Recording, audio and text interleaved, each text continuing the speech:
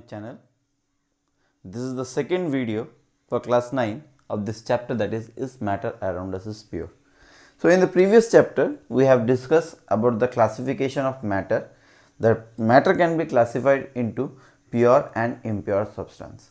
So we have seen that the pure substance can be further classified into elements and compounds, and the mixture is further classified into homogeneous mixture and heterogeneous mixture. So today in this video we will discuss something more about the pure substance, and then we will see some of the examples how to classify the pure substance and the impure substance. So good morning to all. So today's video is related to elements and compounds, that is related to pure substances, because matter can be classified into two type, pure and impure substances. So here we will see the pure substances, and then we will compare the compound with mixture, means the compound which comes under the pure substance, and we will compare with the mixture. So let's see, first of all, what are elements? In the previous class I have told you what is element. Elements are those substances which are made up of same kind of atom, So we can say that it is here the fundamental unit of element is atom. Okay, fundamental unit of element is atom. And we know that in the previous video also I have told you that elements can be classified into metals, non-metals. So there are different classification of the element, that is the metals and non-metals, according to their property. So first of all we will see what are the elements present in the periodic table. In the fourth chapter of this class 9 you will study something more about the elements, but here I will tell you what are the elements are present, first 10 elements of periodic table. Okay, so periodic table is the arrangement of elements in increasing order of their atomic number, order of their atomic number. So here you can see the elements are arranged, means this is the first 10 elements. So here we can say that the hydrogen, is the lightest element. Or we can say this is the first element of the periodic table. It is the first element of the periodic table. So hydrogen, whose symbol is H. So actually here this short form are called as symbols.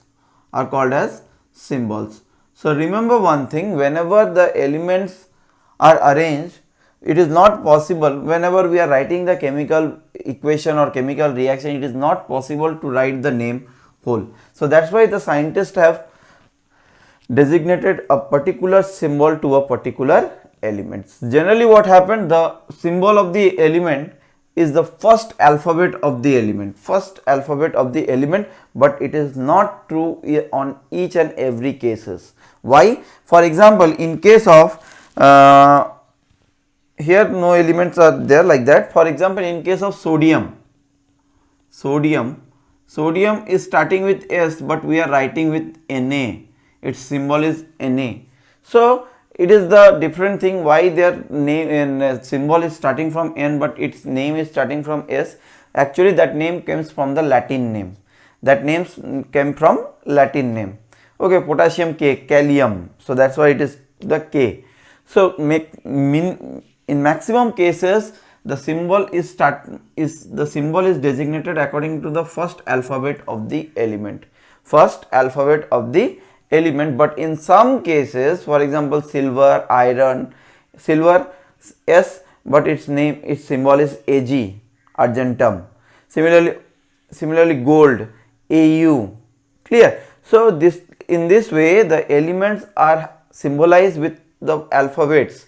In maximum cases the alphabet is the first alphabet of the element, but in some cases the alphabet is not the first alphabet of the element, it is according to its Latin name. Clear? So this is the first element whose symbol is hydrogen. Second is helium, whose symbol is He. Lithium, its symbol is Li. Beryllium, its symbol is Be. Because boron B, so here beryllium B, and then the second word Be. Carbon C, nitrogen N, oxygen O, fluorine F, and neon is Ne. any. So in this way, this is the first 10 elements in the periodic table. So in upcoming chapters you will study much more elements. We know that there are 118 elements are till now discovered. So many elements are there, but these are the first 10 elements. So later on you can see that what is its atomic number, what is its mass number, what is its atomic mass, everything you will study in chapter 4. Here just you remember that these 10 elements are the first 10 elements of the periodic table. Clear? Next. So next we will come to the difference between compounds and mixture, means how we can distinguish between compounds and mixture, how we can distinguish between compounds and mixture. So let's see, first of all, compound says that pure substances formed when two or more elements, pure substances are formed when two or more elements combined chemically, this is very important, chemically in a fixed ratio by mass, in a fixed ratio by mass. So whenever the pure substance are formed when two or more elements combined chemically in a fixed ratio by mass, so they are called as compounds. But in case of mixture it is not like that. It is formed when two or more substance are simply mixed in any ratio, simply mixing, not any chemical method, by physical method also you can mix it, but in any ratio, but here the ratio remains fixed. Here in case of compounds the ratio remains fixed. So here we can say that when we will keep carbon and oxygen only in a particular ratio by mass, they will combine to give the carbon dioxide. In the previous video I have told you that when there is 3:8 ratio, 3:8 ratio of carbon and oxygen, then only it will give the carbon dioxide. 3:8 ratio by mass, because we know that carbon mass is 12, and in carbon dioxide 2 oxygen is there. So 1 oxygen 16, 2 oxygen 32. So it is 12:32. We know that 4 3s are 12 and 4 8s are 32. So it is 3:8 ratio. So the ratio of combining of carbon with oxygen to give carbon dioxide is 3:8 ratio by mass. But when we are looking the atmosphere, in atmosphere the gases are mixing together. Different gases are mixes. For example, nitrogen is there, oxygen is there. So if they will mix in any ratio, they can form the atmosphere. That is the composition of atmosphere. Okay, nothing new will form, but little bit we can see if the percentage or if the amount will change, nothing will happen in this case. But here if the amount will changes, if the ratio will changes, then definitely it will affect the compound. That particular compound may or may not be formed. It may be formed by some amount will left which is in excess quantity. Suppose I have given you the carbon as 12, but oxygen I have given you 48.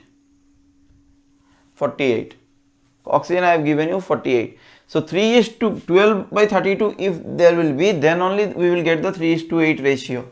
But now it is 12/48, we will not get the 3:8 ratio. So what happened? 12 gram of carbon will react, but not 48 gram. Only 32 gram of oxygen will react. Remaining part will remains unreacted. So only 12:32 gram will only react, and remaining how much? 16 gram, or the 16 gram will remains unreacted. Remaining 16 gram will remains unreacted. So that's why we can say that in the formation of compound always the ratio remains fixed. For example, for carbon dioxide it is 3:8. In case of water it is 1:8. So this is the ratio in which the elements are combining to give compound. But in case of mixture, what happen? If they will combine in any ratio, it will not affect the mixture. The mixture will form. For example, the atmosphere, different gases are there. Okay, if we will change their composition, the atmosphere remains same, means that is the mixture of gases. That will be the mixture of gases. Okay, next point, it is always homogeneous. It is always homogeneous. In the previous video I have told you what is homogeneous. Uniform mixing of the component, uniform mixing of the component. So in the case of compound it is always homogeneous and uniform composition, but when we will talk about mixture, it may be homogeneous, it may be heterogeneous. For example, we are taking the sugar solution. Sugar solution is the homogeneous mixture. Sugar solution is the homogeneous mixture. But when we are taking the sand solution, this is this is the heterogeneous mixture. This is the heterogeneous mixture. So we can say that whenever we are taking sugar solution, it is homogeneous, but when we are taking sand solution, it is heterogeneous.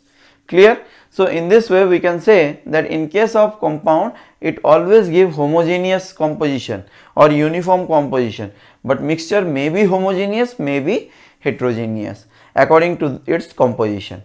Third point, energy change occurs in the form of heat, light, etc. Means when the compound is forming, when the two elements are combining, what happened? The energy is changing either by absorbing or by releasing the heat energy or by releasing the light energy. So these are the different form of energy which changes during the formation of compound, So whenever the compound is forming, what will happen? The heat energy may absorbs, it may releases during a chemical reaction for the formation of compound. Okay, so you will study in class 10. There are two type of reaction. One is exothermic, one is exothermic reaction, and another is called as the endothermic reaction. So what is exothermic and what is endothermic? Exothermic, the heat is released. What is endothermic? When the heat is absorbed. So whenever the compound is forming, means some chemical reaction, because already I have told you it combined chemically. So when the chemical reaction will takes place, either the heat energy or light energy will, mainly heat energy, either it releases or it absorbs. Either it is exothermic or it is endothermic. So energy change occurs in the form of heat and light energy. Energy change occurs in the form of heat and light energy. But whenever the mixture is forming, no energy is changed. For example, when you are eating mixture, the different items, for example, whatever the things, nuts, okay, that bhujia, whatever we are adding, that simply we are mixing. No heat or light energy is absorbed or released during the mixing of the substance. So during the formation of mixture, no energy is changed. Last point, fixed melting point and boiling point. We know that compounds and elements are having fixed melting point and boiling point. Means at a particular temperature only they will melt, and at a particular temperature only they will boil. But in case of mixture, for example, I have taken a salt solution or sugar solution.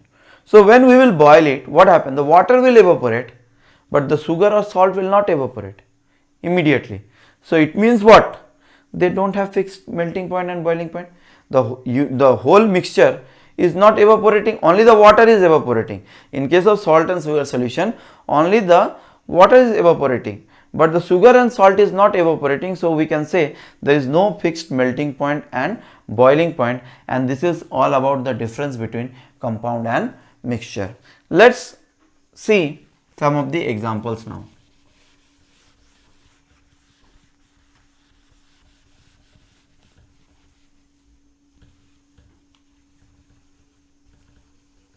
Okay, so now you can distinguish easily, between compound and mixture.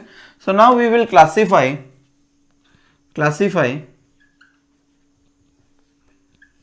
into pure and impure substance. Classification between pure and impure substances. What are the pure substances and what are the impure substances? Clear?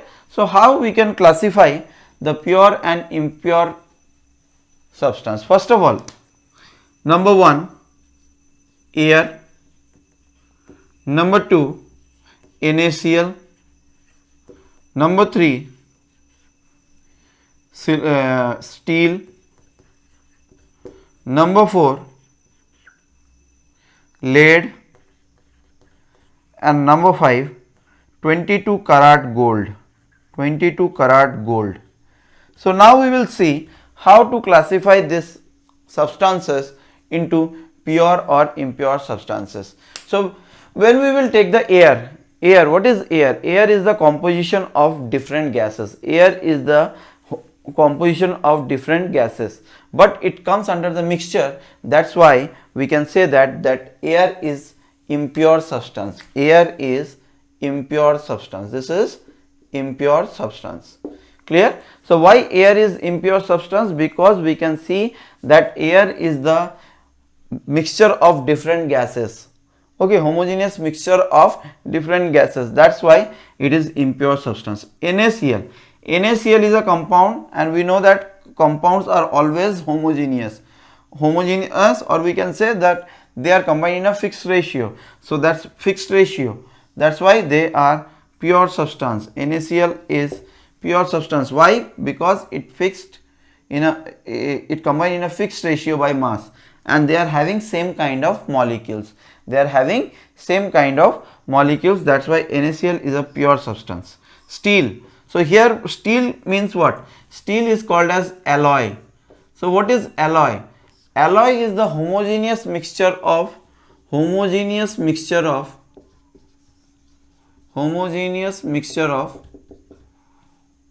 metal with another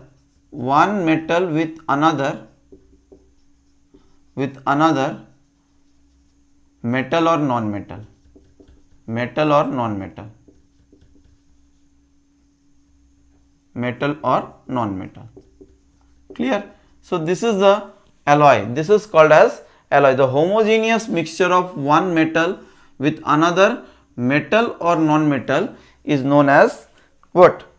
Is known as alloy. So steel is a alloy. That's why this is also comes under the impure substance, because alloy comes under the mixture. And mixtures are impure substance. Lead is a element, and in the previous video I have told elements comes under pure substances.